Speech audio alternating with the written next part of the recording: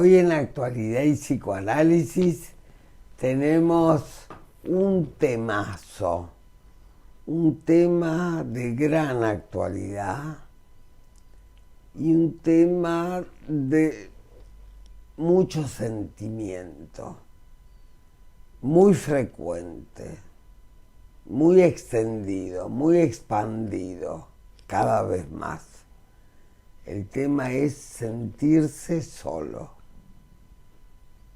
Sentirse solo, que no es lo mismo que estar solo, es sentirse solo.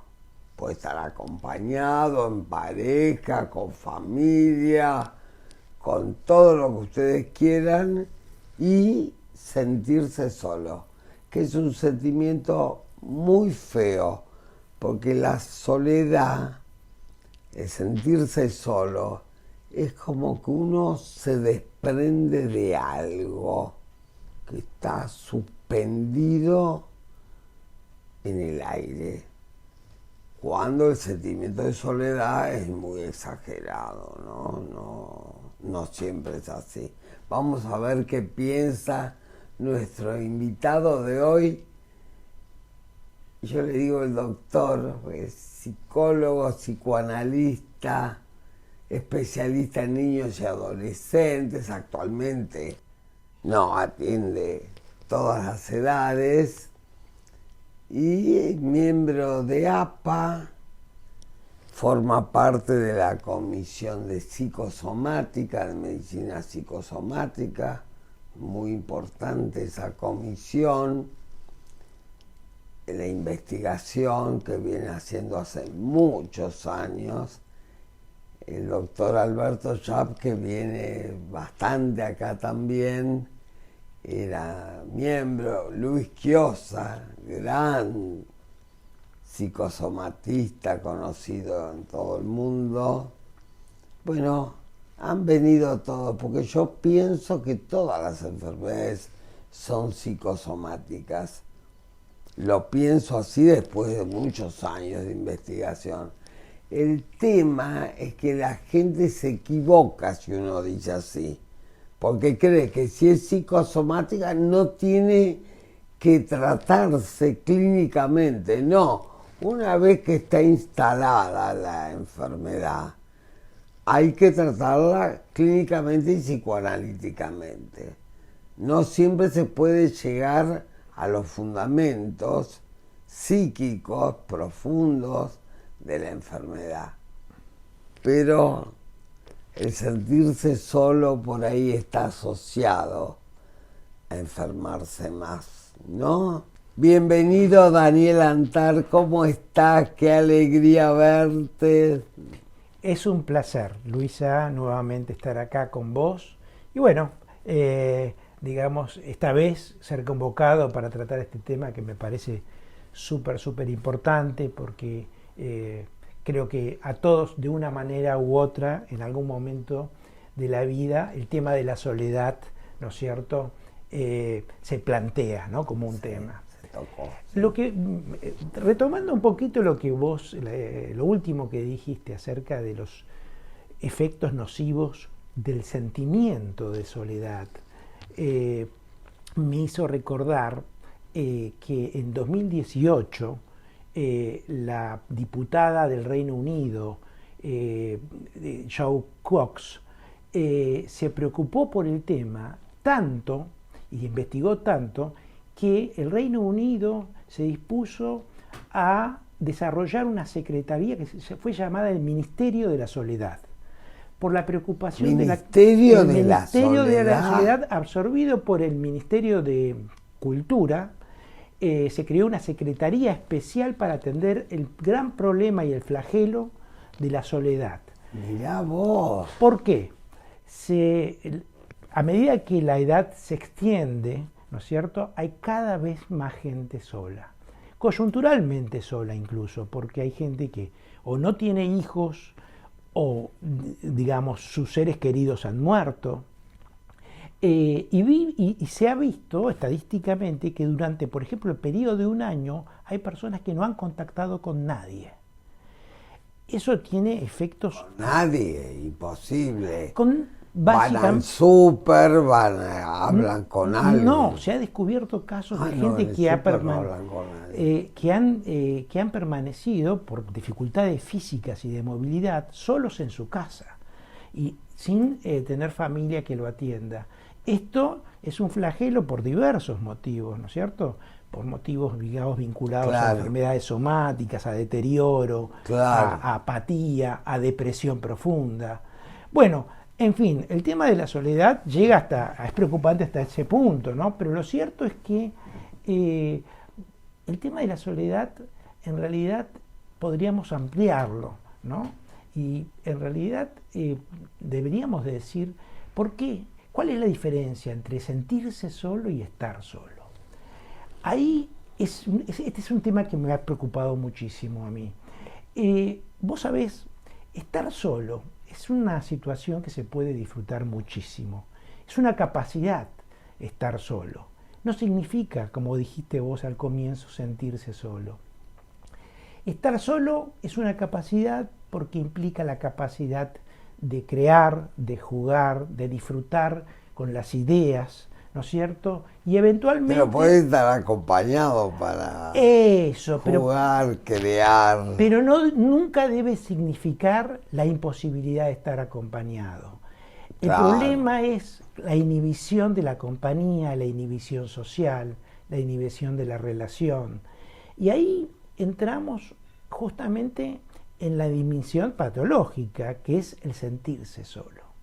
Cuando una persona tiene inhibición de vínculo, tiende a sentirse solo, aislado, y eso se relaciona generalmente con el vacío emocional. Pero hay gente que se siente sola, por ejemplo, si no está en pareja. Yo creo que básicamente es un tema psicológico. Todas las consultas que he visto de una preocupación, pero obsesiva por no tener pareja, siempre se remiten a un estado de vacío interior. Buscan la pareja como un elemento contrafóbico en realidad, porque cada vez que se quedan solos, no solamente no se disfruta, ¿no es cierto? No solamente no se usa ese espacio para crear, podría ser para pintar, para escribir. Para pensar, e incluso para armar algo que tenga que ver con un proyecto de vínculo. El estar solo sirve mucho. El problema... Pero ahora viste que hay mucho del tema de la amistad. Ajá. O la de reconexión con gente del pasado. Bien. De la secundaria, de la universidad. Se buscan agruparse y vincularse. Es una tendencia del instinto gregario del ser humano estar absolutamente agregado, la necesidad de estar vínculo, vinculado. Exactamente, la necesidad de vínculo. Ahí tocamos un tema fundamental, que es la necesidad de vínculo y la necesidad de lazo. Y ahí si lo remontamos a las primerísimas etapas de la infancia, al infans, como solemos decir, ¿qué vemos? Que al comienzo es verdad, todos estamos solos porque tenemos eso que Freud llamaba la Hilflosigkeit, la angustia de desamparo inicial. Hay un sentimiento inicial de que si no nos vienen a sostener, no nos vienen a entender y a atender, ¿no es cierto?, las figuras significativas, al comienzo la madre, obviamente el sentimiento de soledad se incrusta en el ser como un sentimiento de vacío. Esto es importante. Obviamente. Vos decís que tendría que ver con una huella anémica del sentimiento de soledad. Absolutamente. Por ese espacio de vacío donde no estuvo dinámicamente instalada la madre. Exactamente. Freud muy habló, importante esto que dice. Freud habló, vos te recordarás, de la famosa, de la paradigmática experiencia de satisfacción. Sí. ¿No es cierto? Un niño siente hambre, vamos a poner paradigmáticamente el tema del hambre, es socorrido por la madre, ¿no es cierto? Esa madre le da el pecho, ese chico, ¿no es cierto?, sacia la necesidad del pecho.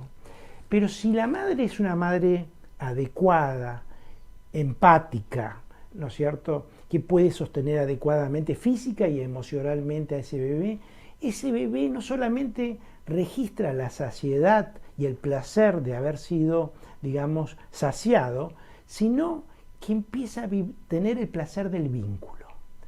Ahí se instala lo que, hablamos de deseo siempre, ahí se instala el deseo de más, que no es el deseo de más, ¿no es cierto?, del pecho como pecho nutricio, sino el deseo de más del pecho como pecho de compañía.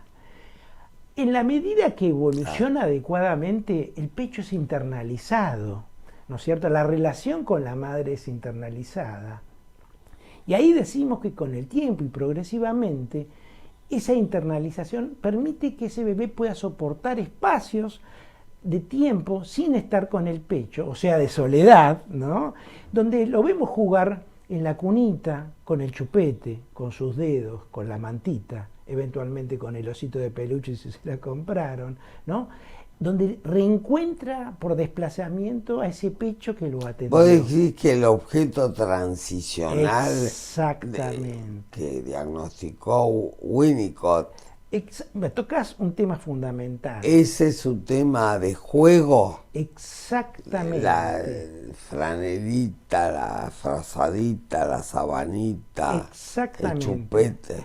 Exactamente. Cuando los adultos claro, atienden, es como que ahí en ese espacio de vacío pueden crear un juego. Exactamente. Cuando un chico fue bien atendido, bien sostenido, empieza a desplazar en los objetos que lo rodean, ¿no es cierto?, esos afectos. Pero vos decís que en los primeros segundos de nacimiento ya tendría que estar instalada una madre empática. Sí, en realidad. Porque yo creo que ese espacio de vacío y angustia de muerte es muy importante. Exactamente.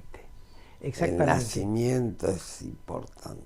Esa atención, esa asistencia hace que el nacimiento sea resignificado traumáticamente o no. Tal cual. ¿No es cierto? Otto Rank había hablado del trauma de nacimiento, el discípulo de Freud, ¿no es cierto? Y sí. Entonces la interiorización porque de una madre... queda una huella mnémica, aunque no hable el chico, queda una huella mnémica instalada en el cerebro de soledad y vacío y sensación de muerte si no te agarra nadie. Al toque, ¿no? Exactamente. Yo creo que todos los seres humanos en el corazón de su ser tienen esa giflósica y esa angustia de desamparo inicial inscripta también como una huella. Claro. Pero el que ha tenido la suerte, la posibilidad de ser adecuadamente sostenido, internaliza el sostén y entonces reaparece la posibilidad de la compañía, no solamente en la compañía humana, en los objetos, en las canciones, en la música, en el arte. Por eso es tan importante al comienzo la inscripción de estas huellas de sostenimiento. Claro. Es lo que va a posibilitar de que estar solo no sea sentirse solo. ¿Se podrá reparar una huella traumática? Con mucho trabajo terapéutico. Nosotros los psicoanalistas quizás no nos damos cuenta de la tremenda dimensión de lo que no tomamos dimensión de lo que hacemos cuando acompañamos, y acompañamos bien a un paciente. No solamente interpretamos, sino acompañamos, hacemos muchas cosas. Reparamos, ayudamos a reparar. A reparar, ponemos palabras, ¿no es cierto?, a sentimientos que no tenían palabras, claro. ¿no es cierto? Hay un término que a muchos psicoanalistas no le gusta, pero que a mí me gusta, y lo tomé de un psicólogo externo al psicoanálisis, que era Carl Roger, que hablaba de rectificación emocional. Yo creo que los psicoanalistas, cuando hacemos un buen trabajo, favorecemos, catalizamos la rectificación emocional de lo que no hubo, ¿no? No todo es reedición, también editamos, ¿no es cierto? También, claro, puede ser construcción o reconstrucción. Exactamente. ¿No? Sí. Porque muchos pacientes dicen, bueno, pero si yo no lo tuve, si a mí ya no me dieron adecuadamente la teta, si no me atendieron, ¿cómo vamos a hacer, no es cierto? Claro. Yo no puedo volver a ser un bebé. Pero la No. misma madre puede cambiar y reparar Bueno, esa huella anémica traumática. bueno, ahí depende de la edad en la que, ¿no es cierto?, estamos trabajando con un paciente. Cuando trabajamos con Si la niños, madre cambia y el Ajá. padre interviene, ¿se podrá y en tiempo reparar real, esta situación? en tiempo real, si una madre con un bebé, yo estuve atendiendo madres con bebés, ¿no es cierto?, viene con un drama vinculado a su historia, por la cual, ¿no? Claro, Todos una hablamos de la historia depresión puerperal, no hablada, de no hablada, exactamente. pero sí vivida. Sí, sí. Sí, Lo creo. vivido es muy importante porque está inscripto, aunque como dice Daniel, no tiene palabras, pero tiene vivencia Exacto. y fuerte. Exacto. Y vos decís que en el sentimiento de soledad estaría presente esta huella traumática de Absolutamente. soledad. Absolutamente. Qué interesante, ¿no? Yo creo que, y esto que vos decís de sin palabras es importante, todos sabemos ya a esta altura que el origen y la etimología de la palabra adicción, que es un gran apego compulsivo a algo, Sí. es adicción, es sin palabras, justamente.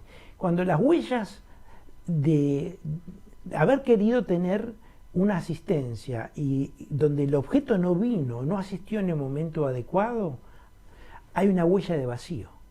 Si esa huella de vacío no es puesta en palabras, no es, digamos, abordada, no es reconocida, ese vacío persiste. Por eso hablamos actualmente mucho de la clínica del vacío, ¿no es cierto? En los casos difíciles, de depresiones complejas, ¿no es cierto? De adicciones, ¿no? De pacientes límites. Y esto de las tantas frecuencias de anorexia, bulimia, trastornos en general de alimentación, porque es con lo primero que te Exacto. calentás el cuerpo y el alma, ¿no? Exacto. Bueno, ahí se toca un tema importante. La boca es la primer zona erógena, decían Claro. los psicoanalistas, con la que un ser humano contacta con el mundo. No solamente la primera zona erógena cuando nace, se ha descubierto, los que trabajan ahora con, digamos, estudiando cómo se mueve el feto intrauterinamente, Sí. que cuando un bebé escucha música o se le habla, acerca con movimientos de protusión su Hablamos boca. de psiquismo fetal Absolutamente. con el doctor Alberto Chava hace 2 programas. Bueno, el feto acerca con su boca, haciendo movimientos de protusión hacia la vagina de la madre, como si quisiera agarrar las palabras, ¿no es cierto? El bebé también juega dentro de la panza, ¿no? Cuando la mamá es tranquila, cuando la mamá protege, cuando se escucha música, ¿no es cierto? El bebé ya empieza a jugar. Y ahí, bueno, por ahí se nos hace largo, ¿no? Pero hay algo importante. El sentimiento de soledad es neutralizado cuando hay capacidad de juego, justamente. Por esto que vos decías del objeto transicional. Cuando el chico empieza a jugar con los objetos de la vida que le recuerdan a la madre que lo atiende, por el tacto. Cuando el bebé toca el osito de peluche o la mantita, está tocando a la madre, ¿no es cierto? La piel que lo reconoció, ¿no es cierto? Que lo reconoció como sujeto. Está recordando, digamos, cuando escucha la canción que la madre le canturreaba mientras le daba el pecho, ya tiene al pecho, aunque no esté el pecho, o sea que ya puede esperar, hay más tolerancia a la frustración. ¿Y sabes qué? Que cuando hay más tolerancia a la frustración, empieza la capacidad de proyectar y de pensar. Esto lo vio Freud en el proyecto para Y bueno, neurólogos. y también la posibilidad de tolerancia a la frustración hace que la soledad pueda ser más creativa, ¿no? Exactamente. Ese es un capítulo de psicoanálisis tremendo, ¿no? La posibilidad de tolerar la frustración. Total. Cuando no hay tolerancia a la frustración, me como el chocolate, todo el chocolate que hay, el dulce de leche que está en la heladera, vos hablaste de la bulimia, de la anorexia, ¿no es cierto? Y en esos O te atracones... enamoras de una serie de televisión. O te enamoras O de una una serie novela. Sí. O de una novela. Y el problema es que cuando se termina la novela viene de nuevo el Vuelve vacío. sensación ¿no es de cierto? vacío y de soledad. Exactamente, ¿no es cierto? Y ese vacío se hace sentir físicamente incluso. Por eso, como decías vos al comienzo, no somos psiquis o soma, somos psique soma, como decía Winnicott también. Claro. ¿No? Vivimos con el cuerpo, sentimos con la panza, por eso tenemos que llenarla cuando estamos angustiados, ¿no? Por ejemplo. Sentimos con el cuerpo y el cuerpo es lo inconsciente, según Freud. Exactamente. Y cuando tuvimos malas experiencias, hablamos de la anorexia, queremos sacarnos todo de la panza, porque algo nos ha envenenado, algo digamos... Eso cuando está fijado en la esquizoparanoide. Exactamente. Ahí Pero hablamos de las huellas general, tempranas también.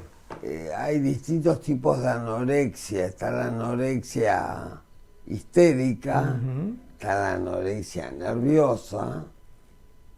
Totalmente. Una es más del complejo de Edipo, de la histeria, y la otra es más de la tragedia edípica y de los sepultados, es más grave. Mira, ya que vos mencionás el Edipo, porque nos fuimos a la vida temprana. No la mencioné, yo escribo sobre bueno, el Edipo, es trabajo el Edipo, hablo es muy sobre importante Edipo. volver sobre eso. Vamos a cumplir 23 años, ahora en julio. Es muy importante volver sobre el tema del complejo de Edipo, porque nosotros pensamos que por tan remanido que fue, que a veces se banaliza y todo el mundo habla del Edipo, pero hay una cuestión que tiene que ver todo con... el mundo investigar el Edipo. Pero por eso... Actualmente está en desuso. Cuando hay una buena individuación, producto de esto que dijimos de la transicionalidad del chico, sucede algo muy importante, que el chico tolera lo que se llama la escena primaria, que el padre y la madre, ¿no es cierto?, tengan un vínculo en el cual no puede entrar, que se le ha llamado el tercero excluido, ¿no es cierto?, que se sienta incluido amorosamente en la pareja de los padres, pero que puede aceptar esa castración que le... porque eso es el Edipo finalmente, ¿no? Esa castración que le impone la vida en el sentido de decir que no podrá acostarse con su madre, ¿no es cierto?, no podrá cometer el parricidio, las dos leyes culturales fundamentales, ¿no es cierto?, para poder salir adecuadamente del Edipo. El sostén y la protección de tus padres, pero lo que queda es el sostén, el afecto de la protección. Por eso la soledad podría ser aguantada. Bueno, tenés que venir de vuelta, Daniel, para terminar, porque acá Emiliano me está diciendo que se terminó este diálogo maravilloso, repetido, pero fundamental. Y lo decís muy bien.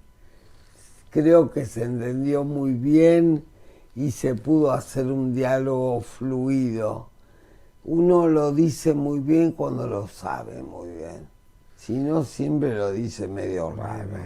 Muchas gracias, Daniel. Gracias a vos. Precioso. Luego de la pausa vamos a las reflexiones finales, como siempre.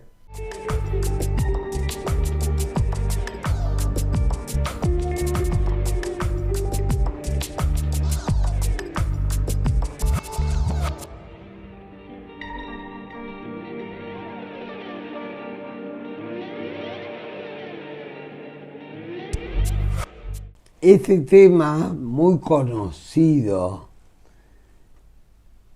como es la soledad, que tenga las raíces en el nacimiento, en la capacidad de frustrarse o no, de tolerar la frustración o no, es realmente algo creativo, algo nuevo.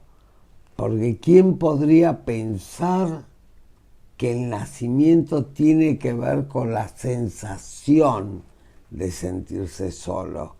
Como bien decía Antar, una cosa es el sentimiento de soledad, sentirse solo, y otra cosa es estar solo. Uno puede sentirse solo estando acompañado. ya sea por una pareja, por un hijo, un nieto, hermanos, tíos, abuelos. Los abuelos somos los mejores, en general.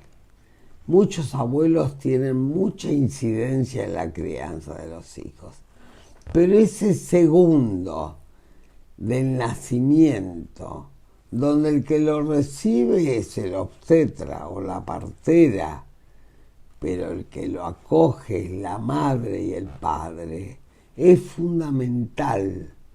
Fundamental cómo, cuál es la calidad del recibir ese bebé recién nacido que viene todo calentito, bien alimentado, con música que escuchan, le ponen música, le hablan.